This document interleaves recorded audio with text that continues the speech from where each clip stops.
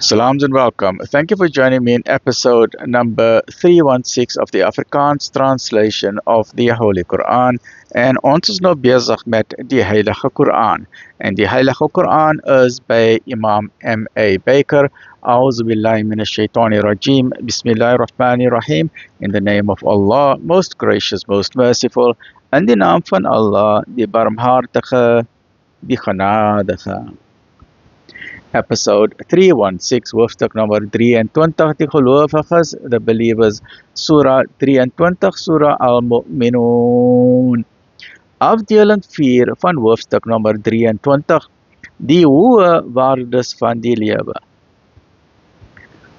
O boodskappers, eet van die heilsame voedsel en verrig goeie dade, voorwaar ek weet wat julle doen. Allah weet alles, reg?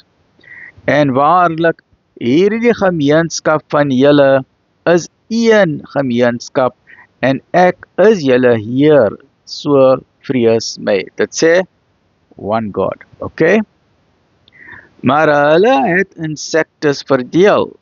Elke party is verheug oor dit wat hulle besit. Laat hulle daarom 'n tyd lank aan hulle onkunde oor. Dink hulle, vanweë die rykdom en kinders waarmee ons hulle bedeel, dat ons haas om aan hulle goed te doen?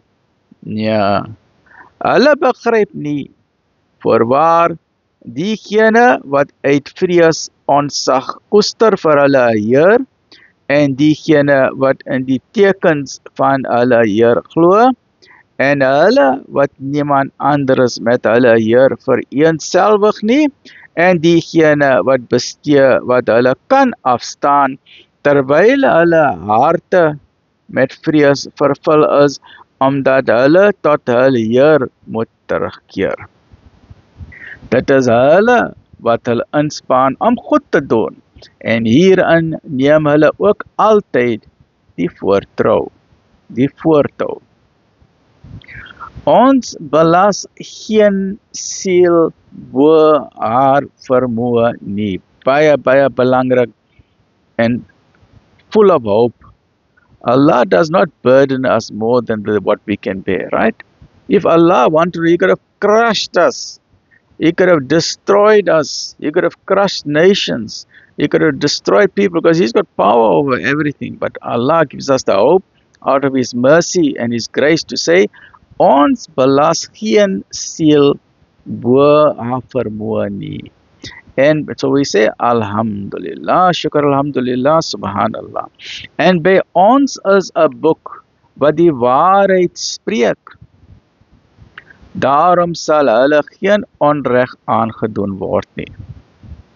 Nee, hulle harte is onverskillig teenoor die boek, en buitendien het hulle ander take wat hulle aandag aflei. Totdat ons diegene wat lei lekker lewe met straf vergeld. Kyk, dan skree hulle om hulp. Skree nie om hulp op daardie dag nie, want ons sal julle tog nie bystaan nie. So then you want to scream for help on the big day. Meanwhile you are a criminal on earth.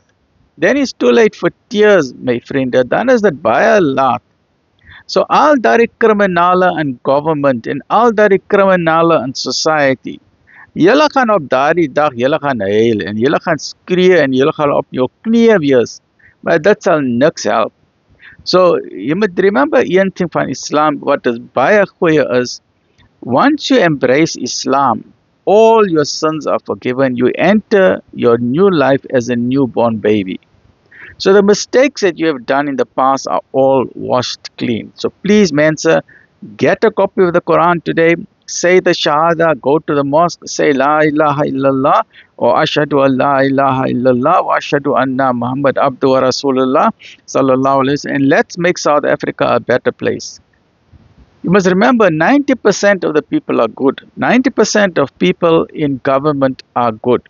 90% of people in society are good. 10% are rubbish criminals in government. 10% are rubbish criminals in civil society. But those 10% are making our life hell. They are destroying this beautiful country. And those 10%, they must lock them up, throw them in jail, and throw the key away. Because for the rest of us, this country belongs to the Gen Z, it belongs to the youth, it belongs to our children and grandchildren, and they need our people, our elders, Mandela, and all the others, Thabo Mbeki, and Oliver Tambo, and others, they all struggle for the freedom. Now that we got the freedom, we get some rubbish criminals who are involved in corruption, and shame on them. Because we voted for the people, we thought, okay, we're going to get a new government, let's vote for them. But the way that they are acting is shameful and disgusting. It's disgusting. There's no word in the vocabulary. There's no word in the English vocabulary where I can find where some people in our government are acting worse than criminals. It is shameful. En hulle moet wakker word, want wat hulle doen is nie reg nie. Die mense werk hard. It's not the government what your salary betaal nie. It's not the government. Ramaphosa is not paying your salary. The president does not pay your salary. The people are paying your salary through the taxes and the hard work. And you are now stealing the people's money to become fat and make your family fat. And you go overseas for holidays with designer bags. Shame on you. Have some shame on your face, because if you're not going to have shame on your face now, you're going to have shame for eternity on the day of judgment. And dan gaan jy hel toe, and we're all going to clap hands, because that's where you deserve to go. Dan kan jy skree as hard as jy want. Skree nie om hulp op daardie dag nie, want ons sal julle tog nie bystaan nie.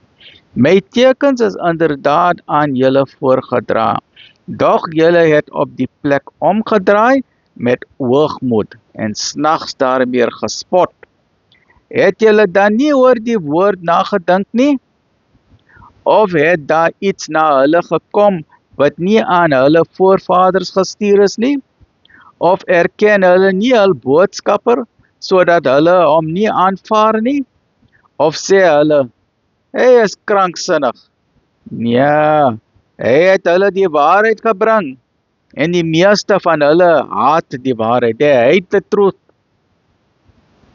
Hate the truth. These are rubbish people, these criminals. But every criminal can change a new leaf. So if you are a criminal and you're listening to this, please get a copy of the Quran today. May apologize for your errors you have made and change your life from criminal to an honest, outstanding citizen. And make South Africa a better place for all its citizens. We've got wealth under our soil and we've got poverty above the soil. It is heartbreaking to see people living in shacks, without houses, without homes, without food on the table. And some politicians are getting fat and fat and fat, doing nothing. That is very heartbreaking. En indien die waarheid hom na hulle wens moes skik, sou die hemele en die aarde en alles wat daarin is in wanorde vervaal het. Nee, ons het hulle vermanning vir julle gebring, maar hulle minag die vermanning. Of vra u enige beloning van hulle? Die beloning van u Heer is beter, en hy is die beste voorsiener. So the boodskappers, they don't want any reward from you. They're not asking for any money. They are just telling you the truth, that there is one God. He created you and you belong to Him. You're going to return to Him. And He gave you to do a job. Not a job of a criminal, but a job of an honest person. So don't you know what your job is? If you don't know why you've been sent to earth, then please open the book. Open the Quran. En U roep hulle waarlik tot die regte weg. Die regte weg is die Sirat al-Mustaqim. Maar die duivel, hy wil jou uitvat van die Sirat al-Mustaqim. Maar die Koran is die GPS coordinates toe jy teruggaan by die Heer. Maar hulle wat nie aan die Heer normaal glo nie, dwaal inderdaad van die weg af. Hulle gaan weg af vir eternity. Dan is hulle verloor. En as ons oor hulle ontferm en hulle kwelig verlig, sal hulle tog maar blindelings en hulle oortredinge volhard. En ons het hulle alreeds met straf besoek, Maar hulle was hulle Heer nie onderdanig nie en ook was hulle nie ontmoedig nie.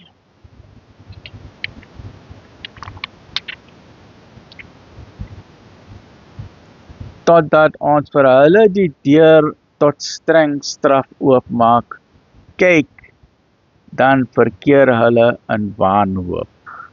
Kyk, net kyk na hulle, né? 316, 317.